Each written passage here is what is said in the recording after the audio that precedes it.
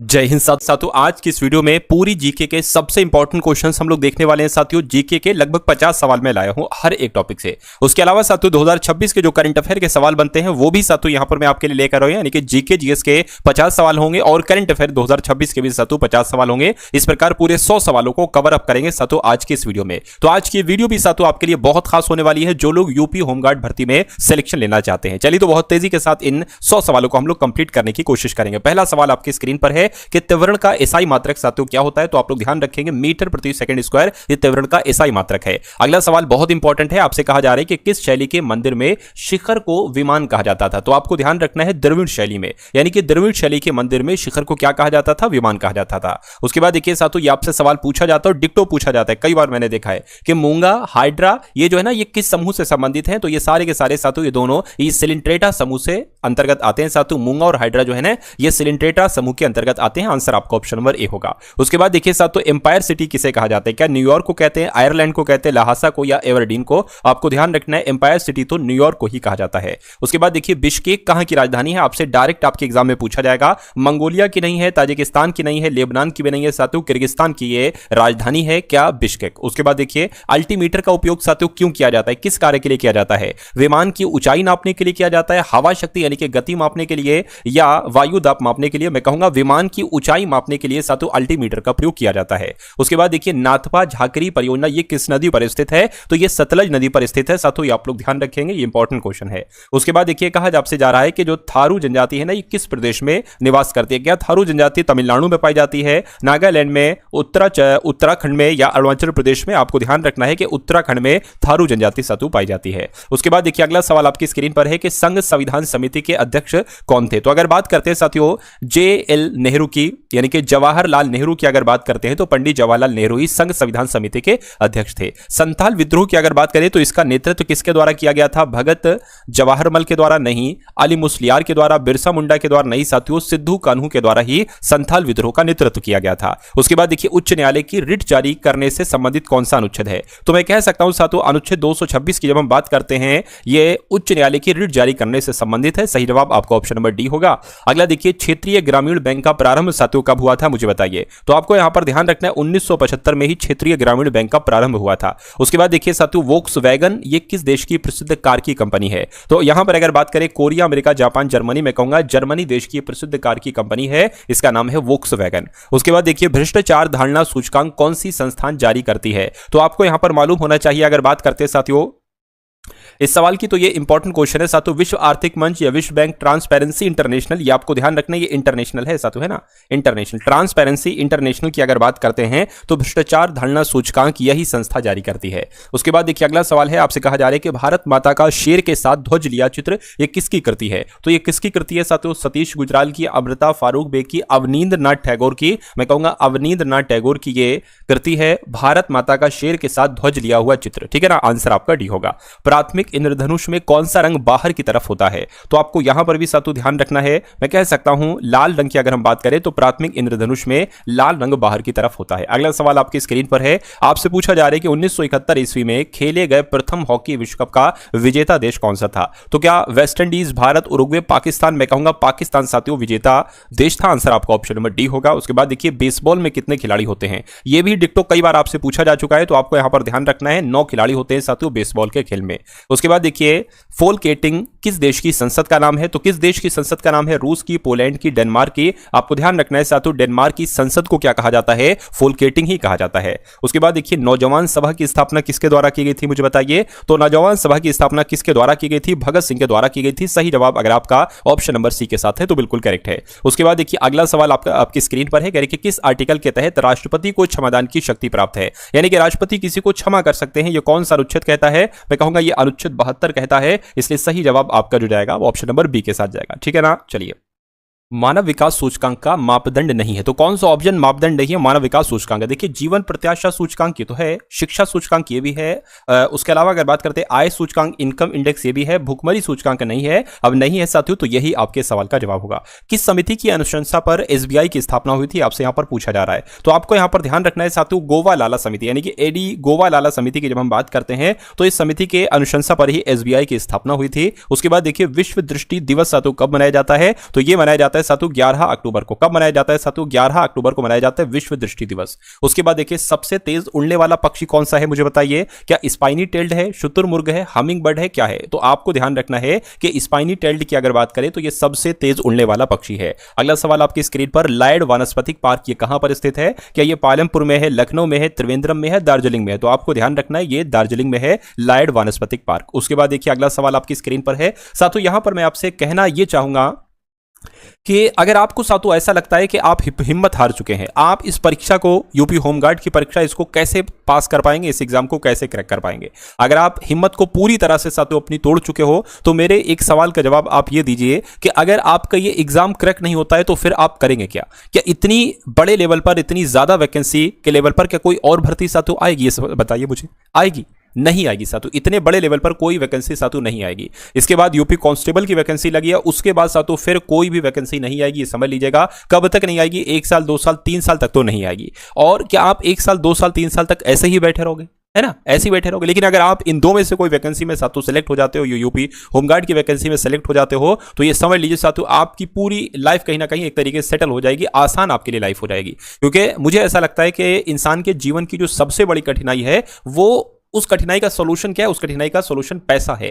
यानी कि पैसे की वजह से जो दिक्कत आती है, आप ये खुद से वादा कीजिए कि जो पैसे की वजह से दिक्कत आती है, वो दिक्कत कम से कम आपका परिवार सामना ना कर पाए या आप उसका सामना ना कर पाओ।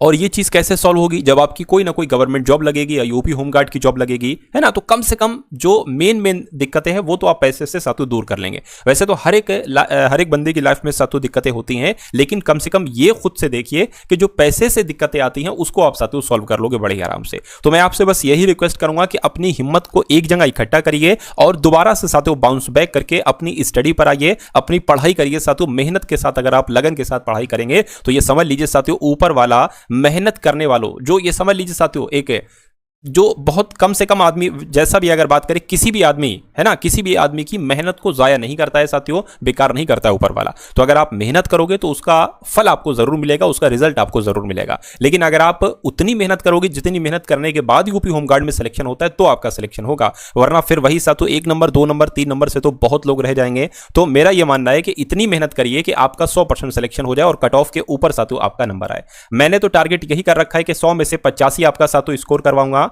तो आप अगर चैनल पर अगर आप लोग नए हैं तो चैनल को तुरंत आप लोग सब्सक्राइब करके बेल आइकन पर क्लिक कर लीजिए, क्योंकि ये तभी संभव हो सकता है जब आप सारी क्लासेस को अच्छे तरीके से अटेंड करेंगे। ठीक है ना? आप जो भी पढ़ाई कर रहे हो उसको करते जाइए, मैं नहीं रोकूंगा उसको करने से। लेकिन ये जो क्लास आपकी डेली सुबह 11 बजे, मैं कोशिश करूंगा साथियों हर रोज सुबह 11 बजे आपको एक क्लास दूं, तो ये क्लास आप साथियों जरूर देखा कीजिए। ठीक है ना? चलिए तो साथियों अब बढ़ते इस सवाल की तरफ। आपसे पूछा जा रहा है कि पोलियो वैक्सीन की खोज किसके द्वारा की गई थी? तो इनका नाम जोस इसॉल्क है और इन्होंने पोलियो वैक्सीन की खोज की थी, और जिनका भी आंसर ए है तो बिल्कुल करेक्ट है। उसके बाद देखिए विटामिन B6 का रासायनिक नाम क्या है? तो फाइलोक्विनोन है या कैल्सीफेरॉल है, फॉलिक एसिड है या पायरिडॉक्सिन है? मैं कहूंगा पायरिडॉक्सिन ही विटामिन B6 का रासायनिक नाम है। उसके बाद देखिए कास्ट स्पिरिट किसे कहा जाता है? तो कास्ट स्पिरिट किसे कहा जाता है? एसिटिलीन को, एथिल अल्कोहल को, मीथेन को, मैथिल अल्कोहल को कहा जाता है साथियों कास्ट स्पिरिट। सही जवाब आपका ऑप्शन नंबर डी होगा। सामान्य वार्तालाप में कितने डेसिबल की तीव्रता होती है? तो कितने डेसिबल की तीव्रता होती है? मैं कहूंगा 30 से 60 डेसिबल की तीव्रता होती है जो सामान्य वार्तालाप बातचीत जो की जाती है साथियों, ये बात आप लोग ध्यान रखेंगे। उसके बाद देखिए अगला सवाल है, कह रहे कि पास्कल के नियम पर आधारित कौन सा यंत्र नहीं है, मुझे बताइए। देखिए अगर बात करते हैं हाइड्रोक्लोरिक प्रेस, ये पास्कल के नियम पर आधारित है। हाइड्रोलिक लिफ्ट भी है और हाइड्रोलिक ब्रेक भी है, यानी कि ये सभी साथियों पास्कल के नियम पर आधारित हैं। मस्तिष्क का कौन सा भाग ठंडा और गर्म पहचानने में मदद करता है? तो कौन सा साथियों मुझे बताइए। मैं कहूंगा थैलमस आपके सवाल का जवाब होगा। मस्तिष्क का ये जो थैलमस वाला भाग होता है ये ठंडा और गर्म पहचानने में मदद करता है। इनमें से कौन टूथपेस्ट एवं दवा बनाने में प्रयोग होता है? तो किसकी बात चल रही है साथियों? आपसे पूछा जा रहा है। मैं कहूंगा मैग्नीशियम कार्बोनेट की अगर बात करें तो इनका इस्तेमाल टूथपेस्ट बनाने के लिए किया जाता है और दवा बनाने के लिए किया जाता है। धान में जो खैरा रोग होता है ये किस तत्व की कमी की वजह से होता है? तो ये साथियों आप लोग ध्यान रखेंगे, ये जस्ते यानी कि जिंक की कमी की वजह से होता है। उसके बाद देखिए साथियों अगला सवाल है, चुंबक चुंबकीय पदार्थों में किसके द्वारा चुंबकत्व उत्पन्न कर देता है? तो ये साथियों प्रेरण के द्वारा, है ना? आपको ध्यान रखना है, यहां पर एक खाली जगह है। चुंबक चुंबकीय पदार्थों में प्रेरण प्रेरण के द्वारा, यहां पर खाली जगह होगी, प्रेरण के द्वारा चुंबकत्व उत्पन्न कर देता है। उसके बाद देखिए इनमें से कौन ऋजुकारी के रूप में प्रयुक्त होता है, आपसे पूछा जा रहा है, मुझे बताइए। तो मैं कहूंगा साथियों डायोड वाल्व की अगर हम बात करें तो ये ऋजुकारी के रूप में ही प्रयुक्त होता है। उसके बाद देखिए हरा कसीस का रासायनिक नाम क्या है, तो हरे कसीस का रासायनिक नाम आपसे पूछा जा रहा है फेरस सल्फेट, जो है ना फेरस सल्फेट ही साथियों हरे कसीस का रासायनिक नाम है। अगला देखिए आलू किस प्रकार के तने का रूपांतरण है, तो आलू की अगर बात करते हैं साथियों ये तने प्रकार का तने का रूपांतरण है, आपको साथियों ध्यान रखना है, यानी कि आलू कंद तने का रूपांतरण है, ये बात आपको ध्यान रखना। उसके बाद देखिए निम्नलिखित में से कौन केवल पुरुषों में पाया जाने वाला हार्मोन है, तो अगर बात करते हैं साथियों प्रोजेस्टेरॉन या रिलैक्सिन या ऑक्सिन, मैं कहूंगा टेस्टोस्टेरोन की अगर बात करें तो ये सिर्फ पुरुषों में ही पाया जाता है। उसके बाद देखिए बाबर का असली नाम आपसे पूछा जा रहा है, तो आपको ध्यान रखना है मोहम्मद जहीरुद्दीन ये बाबर का असली नाम था। उसके बाद देखिए सर्वोच्च न्यायालय के मुख्य न्यायाधीश की सेवानिवृत्ति की आयु क्या होती है, तो साथियों क्या होती है 65 वर्ष होती है, मैं कहूंगा बिल्कुल सर्वोच्च न्यायालय के मुख्य न्यायाधीश की सेवानिवृत्ति की आयु 65 वर्ष ही होती है। किस रंग के तारे को वृद्ध तारा माना जाता है, तो साथियों जो लाल रंग का तारा होता है उसको क्या कहा जाता है, उसको वृद्ध तारा कहा जाता है। क्वेश्चन इंपॉर्टेंट है। सूरत अधिवेशन के दौरान कांग्रेस का विभाजन किन दो गुटों में हुआ था, तो किनके बीच हुआ था साथियों, हिंदू मुसलमान नहीं, दक्षिणपंथी वामपंथी नहीं, राष्ट्रवादी और उदारवादी। बिल्कुल सही जवाब आपका इस सवाल का ऑप्शन नंबर सी होगा। भारत के संविधान का निम्नलिखित में से कौन सा अनुच्छेद भारत की समेकित निधि के संबंध में प्रावधानों से संबंधित है, तो आपका जवाब यहां पर साथियों क्या हो सकता है, मुझे बताइए। मैं कहूंगा अनुच्छेद 266 आपके सवाल का जवाब होगा, क्योंकि यह अनुच्छेद भारत की समेकित निधि से संबंधित प्रावधानों में प्रावधान से संबंधित है। ताली कोटा का युद्ध साथियों हुआ था, कब हुआ था आपसे पूछा जा रहा है, 1565 में हुआ था, मैं कहूंगा बिल्कुल सही जवाब 1565 ईस्वी में हुआ था ताली कोटा का युद्ध। अगला देखिए खरीफ की फसल कौन सी है, यह आपसे पूछा जा रहा है, तो अगर बात करते हैं साथियों कपास की, तो यह कपास खरीफ की तो फसल है। उसके बाद देखिए ज्ञानपीठ पुरस्कार किस वर्ष प्रारंभ किए गए थे, ज्ञानपीठ पुरस्कार देना साथियों 1965 में प्रारंभ किए गए थे, यह भी आपको मालूम होना चाहिए। अवतल दर्पण का उपयोग नहीं है, यानी कि अवतल दर्पण का उपयोग क्या कार के साइड के मिरर के रूप में नहीं किया जाता है, नाक आंख के डॉक्टर के द्वारा अवतल का इस्तेमाल किया जाता है, बिल्कुल साथियों किया जाता है ना, कान और नाक और आंख के डॉक्टर द्वारा किया जाता है, ये बात बिल्कुल सही है। सोलर कुकर में भी किया जा सकता है, गाड़ी के हेडलाइट में भी किया जा सकता है, लेकिन कार के साइड मिरर में साथियों अवतल का इस्तेमाल नहीं किया जाता है। क्यों, क्योंकि साथियों उत्तल का वहां पर इस्तेमाल किया जाता है। तो आंसर आपका ऑप्शन नंबर ए होगा। उसके बाद देखिए शरीर का संतुलन बनाए रखने के लिए जिम्मेदार है, तो कौन जिम्मेदार है साथियों, यहां पर अगर बात करते हैं सेरिबेलम की अगर बात करें तो यही शरीर का संतुलन बनाए रखने के लिए जिम्मेदार है। तो साथियों अब तक आपने देख लिए जीके जीएस के 50 क्वेश्चन पूरे। अब 50 क्वेश्चन हम लोग देख लेते हैं 2026 के जो इंपॉर्टेंट करंट अफेयर के क्वेश्चन है, ठीक है ना। चलिए तो पहला सवाल करंट अफेयर का है, आपसे कहा जा रहा है कि ऊर्जा अवसंरचना पर साइबर हमलों से निपटने के लिए समिति का गठन किस राज्य ने किया है, तो साथियों गुजरात राज्य ने किया है, आपको ध्यान रखना है। अगला क्वेश्चन देखिए किसने साउथ वेस्टर्न एयर कमांड का कार्यभार संभाला है, तो आपको यहां पर ध्यान रखना है तेजिंदर सिंह इनका नाम है, और तेजिंदर सिंह ने ही साथियों साउथ वेस्टर्न एयर कमांड का कार्यभार संभाला है।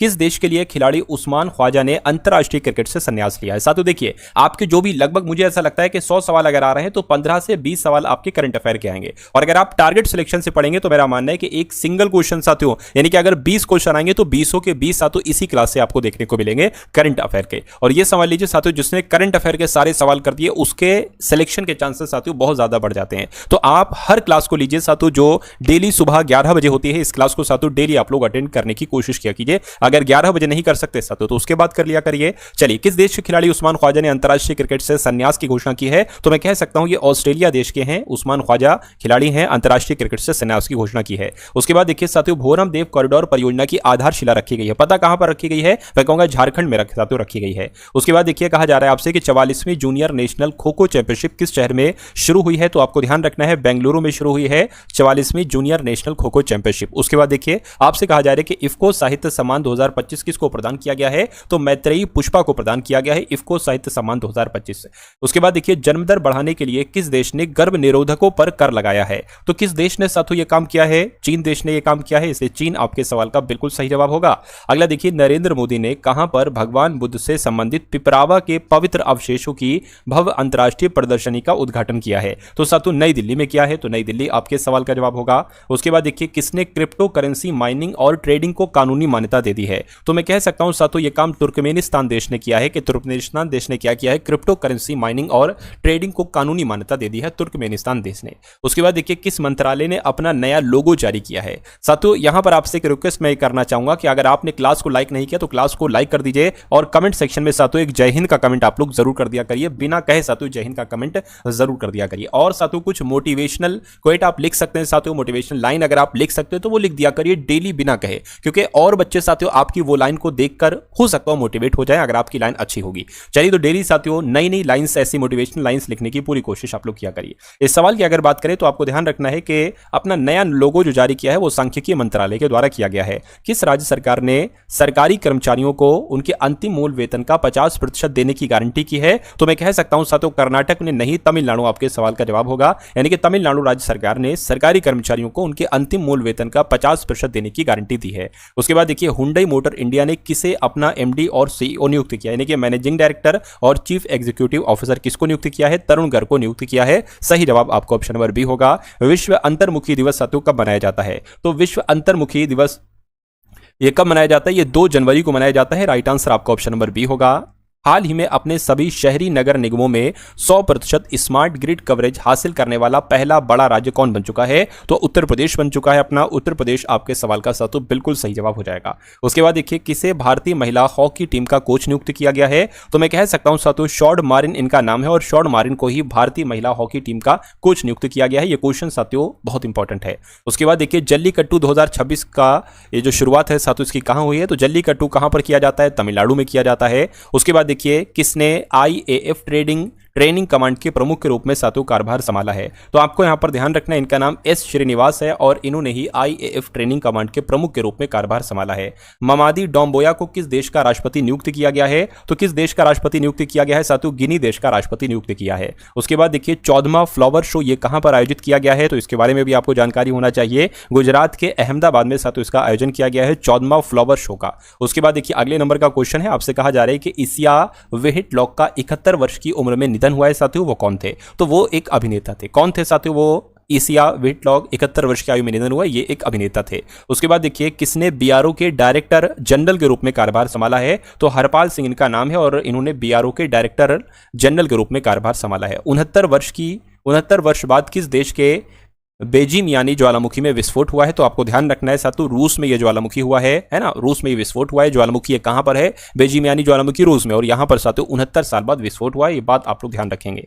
कहने के साथियों कहां जन विश्वास बिल 2026 को मंजूरी दी गई है? तो आपको ध्यान रखना है दिल्ली में जन विश्वास बिल 2026 को मंजूरी दी गई है। भारतीय महिला हॉकी टीम ने महिला एशिया कप 2025 में कौन सा पदक जीता है? तो यह भी आपको मालूम होना चाहिए, रजत पदक जीता है साथियों महिला एशिया कप 2025 में भारतीय महिला हॉकी टीम के द्वारा। उसके बाद देखिए 8वां राज्य वेतन आयोग बनाने वाला भारत का पहला राज्य साथियों कौन सा बन चुका है? तो असम राज्य बन चुका है। असम आपके इस क्वेश्चन का बिल्कुल सही जवाब हो जाएगा। नेक्स्ट नंबर का क्वेश्चन आपके स्क्रीन पर है, देखिए इस सवाल को आपसे कहा जा रहा है कि कुशावती किस राज्य का तीसरा जिला बना है? तो मैं कह सकता हूं साथियों गोवा का तीसरा जिला बना है। कुशावती किस राज्य का तीसरा जिला बना है? तो गोवा राज्य का।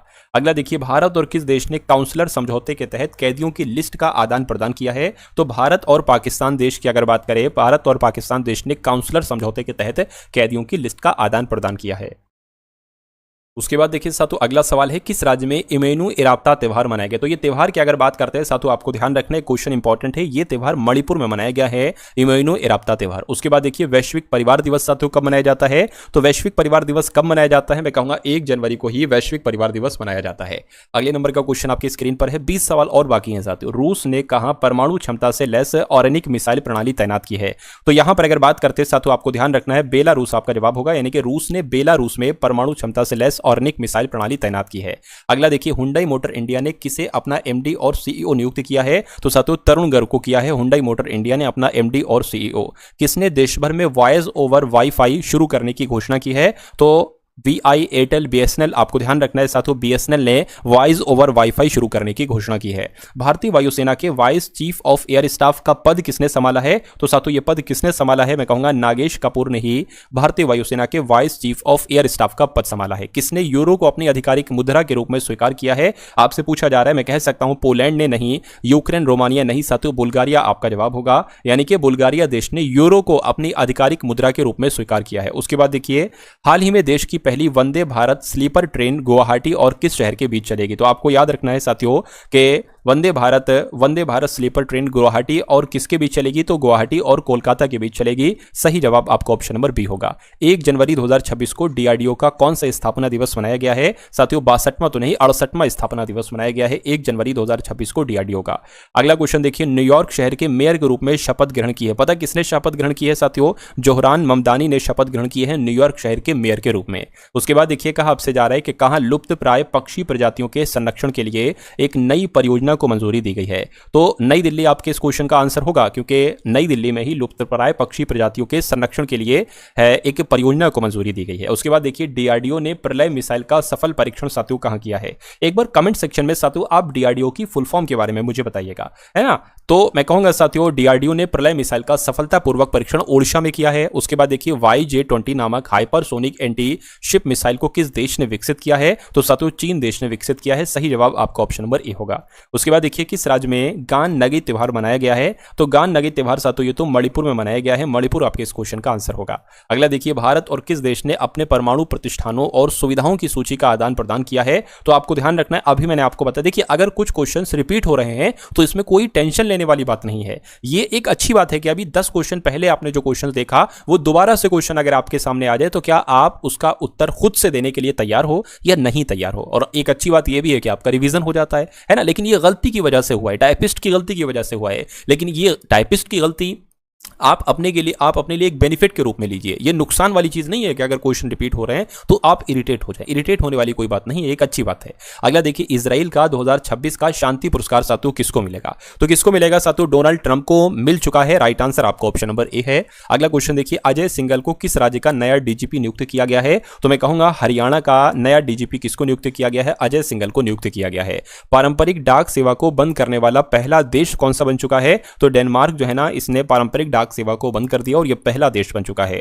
साउथ पोल तक स्कीइंग करने वाली सबसे कम उम्र की भारतीय महिला कौन बनी? इनका नाम क्या है? तो इनका नाम काम्या कार्तिकेयन है। सही जवाब आपका सी होगा और यह क्वेश्चन वाकई में बहुत इंपॉर्टेंट है। उसके बाद देखिए अगला सवाल आपकी स्क्रीन पर, किसे एनआईए प्रमुख का अतिरिक्त प्रभार मिला है? तो किसको मिला है साथियों? राकेश अग्रवाल को मिला है। राइट आंसर आपका भी होगा। किसे बिहार कर्मचारी चयन आयोग का अध्यक्ष बनाया गया है? तो इनका नाम साथियों आलोक राज है और आलोक राज को ही बिहार कर्मचारी चयन आयोग का अध्यक्ष बनाया गया है। साउथ पोल तक स्कीइंग करने वाली सबसे कम उम्र की भारतीय महिला कौन बनी? तो अभी मैंने आपको बताया था, अगर आपने आंसर काम्या कार्तिकेयन लगाया है तो आपका जवाब बिल्कुल सही है और आपका माइंड भी बहुत अच्छा है साथियों। अभी जो सवाल मैंने आपको बताया और वो आपका राइट आंसर हो गया। फिर उसके बाद देखिए अगला सवाल है, हाल ही में किसे एनआईए प्रमुख का अतिरिक्त प्रभार मिला है? तो राकेश अग्रवाल मैंने आपको अभी बताया था। तो कुल मिला के अगर बात करते हैं साथियों, ये पूरे के पूरे 100 क्वेश्चन आप लोगों ने यहां पर देखे। उसके अलावा अगर साथियों ये एनआईए के बारे में मैं आपको बताऊं तो इसको हिंदी में कहते हैं राष्ट्रीय जांच एजेंसी, यानी कि नेशनल इन्वेस्टिगेशन एजेंसी इसको हम लोग कह सकते हैं। तो इसका अतिरिक्त प्रभार जो दिया गया है वो राकेश अग्रवाल को दिया गया। तो कुल मिला के अगर बात करते हैं साथियों ये क्लास आपको कैसी लगी एक बार कमेंट सेक्शन में आप लोग जरूर बताइएगा। देखिए अभी तक मैंने आपके लिए जितनी भी क्लासेस तैयार की हैं उन सब का लिंक मैंने डिस्क्रिप्शन में दे रखा है, यानी कि यूपी होमगार्ड ऑल क्लासेस का लिंक आपको डिस्क्रिप्शन में मिल जाएगा। वहां पर जब आप लोग क्लिक करेंगे तो आपके सामने वीडियोज हमारी आ जाएंगे अभी तक जो मैं तैयार कर चुका हूं।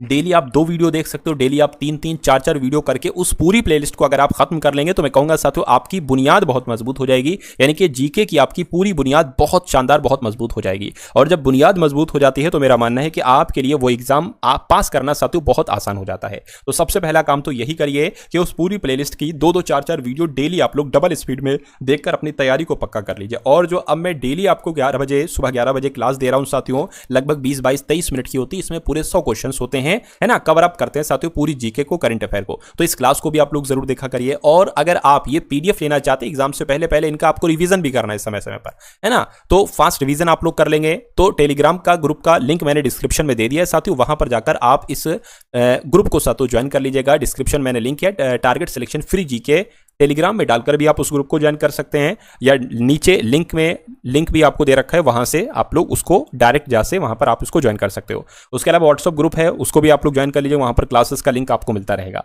ठीक है ना। जय हिंद का कमेंट कर दीजिएगा, वीडियो को लाइक कर दीजिएगा, वीडियो को जो ग्रुप्स आपके पास हैं उन ग्रुप्स में भी इस वीडियो को आप लोग जरूर शेयर कर दीजिएगा। तो मिलते हैं हम सभी लोग आने वाली वीडियो में। जय हिंद साथियों।